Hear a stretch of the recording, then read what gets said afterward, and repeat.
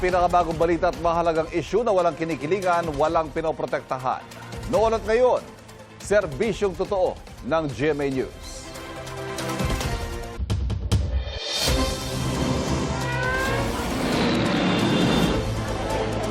Sa kayo po ay Pisana. na ang mga unang balita.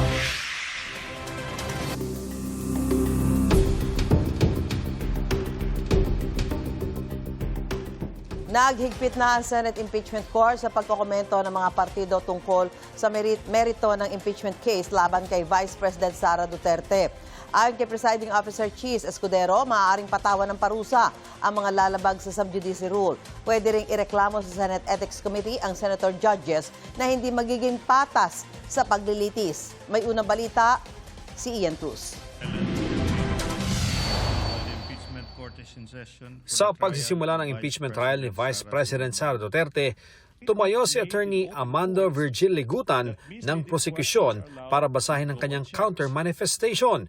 Kaugnay yan sa naging manifestation ng depensa noong August 12 ukol sa Facebook post ni Ligutan na tila itinatama ang isa sa mga sinabi ng depensa. Iginiit ni Ligutan na hindi siya namemersonal sa kanyang post at wala raw siyang nilabag. The post is not about you. It's not personal. It is about the law that we all adhere to. Correcting a mistake is never wrong.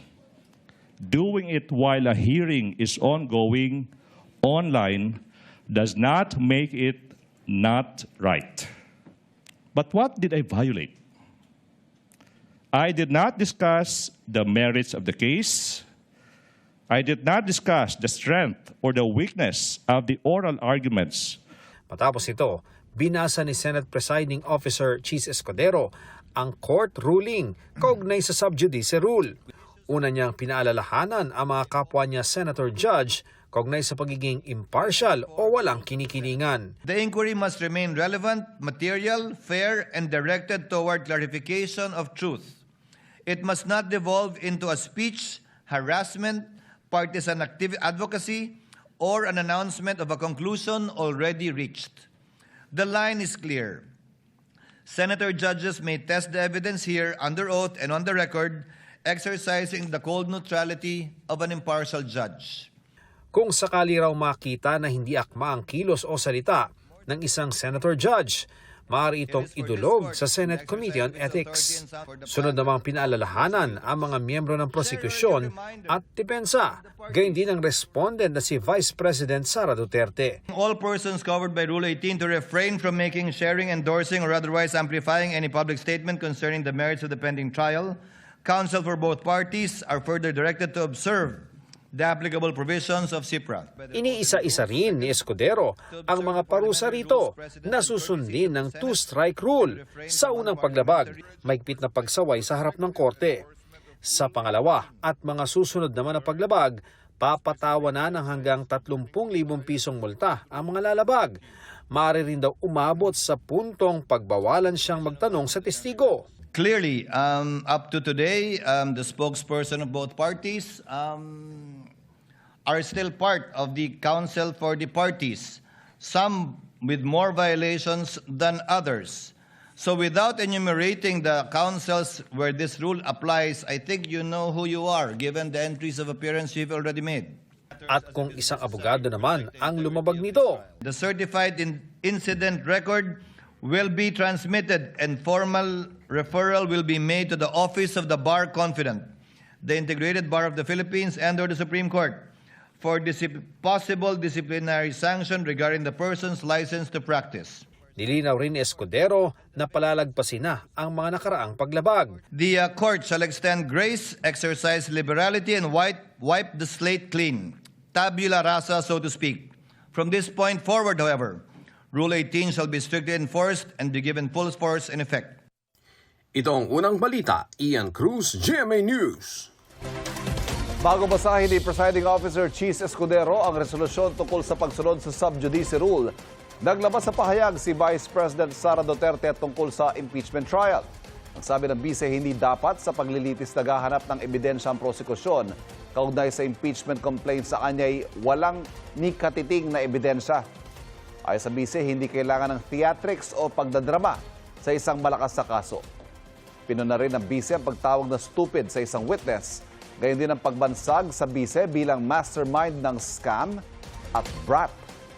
Sabi ni Escudero, wala pang ibinababang utos ng impeachment court na maglabas ng pahayag ang bise, kaya hindi pa ito bawal. Pero sinabihan ni Escudero ang defense team na paalalahanan ng bise na kasama siya sa mga dapat sumunod sa sub judice rule. Kung lalabag ang bise, maaaring may gawing hakbang impeachment court laban sa kanya. Kasama rin sa utos ng impeachment court ay ang pagtatalaga ng tagapagsalita na hindi bahagi ng prosecution at defense panels. Dahil dyan, naghahanap ang defense team ng tagapagsalita na papalit kay Attorney Michael Powa na isa rin sa mga abogado ng vice-presidente. Ginagalang din daw ng prosecution ng utos sa impeachment court. I will relay what the presiding officer mentioned. I'll discuss everything with her. And then, tignan natin kung ano yung magiging reaction niya. Siyempre, lahat naman tayo gusto mag-comply kung ano man yung naaayon sa batas and sa rules. We respect what the presiding officer has said. We will abide. Somehow it will have an effect, but we will do the necessary innovations kasi hindi kami papayag na hindi maabot ng bawat Maria at Juan de la Cruz ang impormasyon, the facts that are happening within the impeachment court.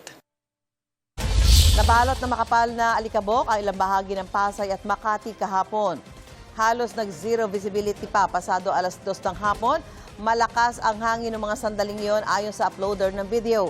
Unti-unti ring nagdilim ang paligid. Tumagal yon ng 30 minuto hanggang sa humina ang hangin.